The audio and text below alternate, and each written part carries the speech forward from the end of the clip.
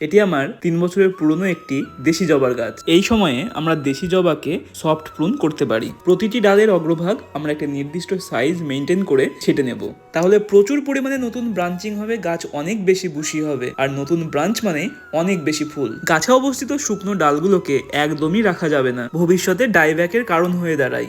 দেশি জবাকে প্রুনিং এবং রিপোর্টিং করতে হলে অবশ্যই মার্চ মাসের মধ্যে কমপ্লিট করবে। এরকম একটা নির্দিষ্ট হাইট মেনটেন করবে, তাহলে গাছ দেখতে অনেক সুন্দর লাগবে। এবারে আমরা স্যাপ ছত্রাকনাশক নিয়ে নেব 1 গ্রাম 1 লিটার জলের জন্য। এবারে আমরা ভালো করে ঝাঁকি নিয়ে সমগ্র গাছে স্প্রে করে দেব। চাইলে আমরা কাটা স্থানগুলোতে ফাঙ্গিসাইডের গাঢ় প্রলেপও লাগাতে পারি। এতে কোনোরূপ ছত্রাক আক্রমণের সম্ভাবনায় থাকে না, গাছও থাকে সুস্থ। টবের গোড়ার শুকনো পাতাগুলোকে আমরা পরিষ্কার করে নেব। সদ্য ডাল কাটলাম, তাই কোনো রকম খোঁড়াখুড়ি করছি না। আমি এখানে কিছু সালফারের দানা নিয়েছি এবং সেটি টবের চারিপাশ বরাবর দিয়ে দেবো। তারপর জল ঢেলে দিলেই আমার কাজ কমপ্লিট। তোমরাও এবার সাবস্ক্রাইব করে দাও।